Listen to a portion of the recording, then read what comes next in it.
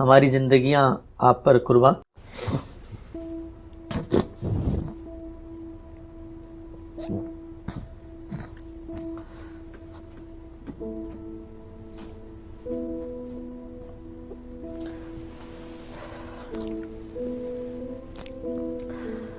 اللہ آپ کو زندگی دکھاؤ.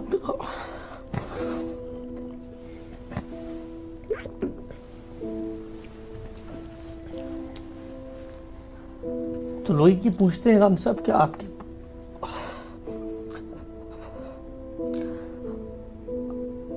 آپ کے بعد جو ہے وہ ان مسائل کو کون حل کرے گا؟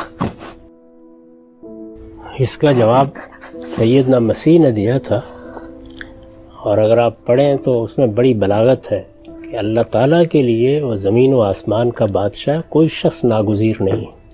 ہم سب عاجز بندے ہیں، ہم میں سے کسی کی کوئی حیثیت ہی نہیں ہے. انہوں نے اس کو اس طرح بیان کیا تھا کہ پروردگار اگر چاہے تو وہ ہر اینٹ کے نیچے سے ابراہیم پیدا کر دے.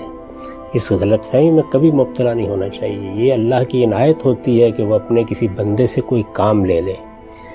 یعنی اللہ تعالیٰ کی دنیا میں نہ ان لوگوں کی کبھی کمی ہوئی ہے جو اللہ کے دین کو سمجھتے اور بیان کرتے ہیں، نہ کسی دور میں اس طرح کا کوئی معاملہ پیدا ہوا ہے. اگر آپ پچھلی تاریخ پر نگاہ اٹھا کے دیکھیں تو ہر دور میں اللہ تعالیٰ ایسے جلیل القدر لوگ پیدا کرتا رہتا ہے کہ جو اپنے اپنے زمانے کے لحاظ سے لوگوں کے لیے تشفی کا سامان کرتے ہیں. کسی بندے کو اپنے بارے میں یہ خیال بھی نہیں کرنا چاہیے. اس دنیا میں خدا ہی کی حکمت اور اسی کے قانون اور قدرت کی کار فرمائی ہے. اس کے تحت لوگ آتے ہیں، اپنی خدمت انجام دیتے ہیں، اور جتنا ممکن ہوتا ہے وہ خدمت انجام دے کے چلے جاتے ہیں. جب جاتے ہیں تو بعض اوقات ہم جیسے لوگ اس غلط فہمی میں مبتلا ہو جاتے ہیں.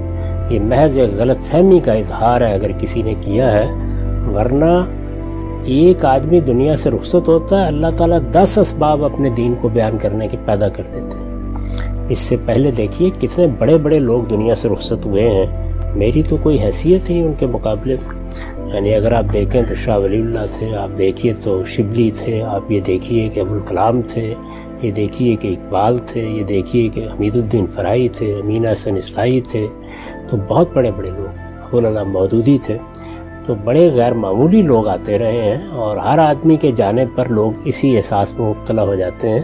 یہ اللہ کی دنیا ہے، اس میں ایک کے بعد دوسرا شخص آتا رہتا ہے. اللہ تعالیٰ اگر اس میں کوئی وقفہ بھی پیدا کرتے ہیں تو وہ بھی ان کی حکمت پر منحصر ہوتا ہے. تو میں تو ایک طالب علم ہوں، طالب علمانہ خدمات میں نے انجام دی ہے. آپ یقین رکھیے کہ جب میری آنکھیں بند ہوں گی تو اللہ اپنے دین کے لیے 1000 اسباب پیدا کرے گا. اور میں تو اس غلط فہمی میں مبتلا بھی نہیں ہوں کہ میں نے کوئی بڑی خدمت انجام دی ہے. میری تمام خدمات بالکل وہی ہیں جو ایک معمولی درجے کے طالب علم کی ہوتی ہیں. میں تو اپنے استاد کے ساتھ تعلق کو بھی ہمیشہ اس طرح بیان کرتا ہوں کہ میں ان کے ہاں پچھلی صفوں میں بیٹھنے والے طالب علموں سے ایک طالب علم تھا. تو میرے نزدیک اس طرح کے خیالات اپنے قریب بھی نہیں آنے دینے چاہیے. سارا تعلق اس پروردگار سے رکھنا چاہیے. ہمارے پاس اللہ کی کتاب قرآن مجید موجود ہے. ہمارے لیے اللہ کے آخری پیغمبر محمد صلی اللہ علیہ وسلم کی ہدایت بالکل کافی ہے. اور اس کی خدمت کے لیے اگر کوئی سعادت کسی کو ملتی ہے تو اس پر اللہ کا شکر کرنا چاہیے، نہ کہ اس ظلم میں مبتلا ہو جانا چاہیے کہ میرے بعد اب کون آئے گا. یعنی دیگر دانائے راز آیت کے نائر یہ آتے رہتے ہیں، دانائے راز، اور اللہ بندے پیدا کرتا رہتا ہے. اور وہی بات پھر دہراؤں گا کہ اس پروردگار کے لیے کیا مشکل ہے، وہ ہر اینٹ اور ہر پتھر کے نیچے سے ابراہیم پیدا کر دیتا ہے.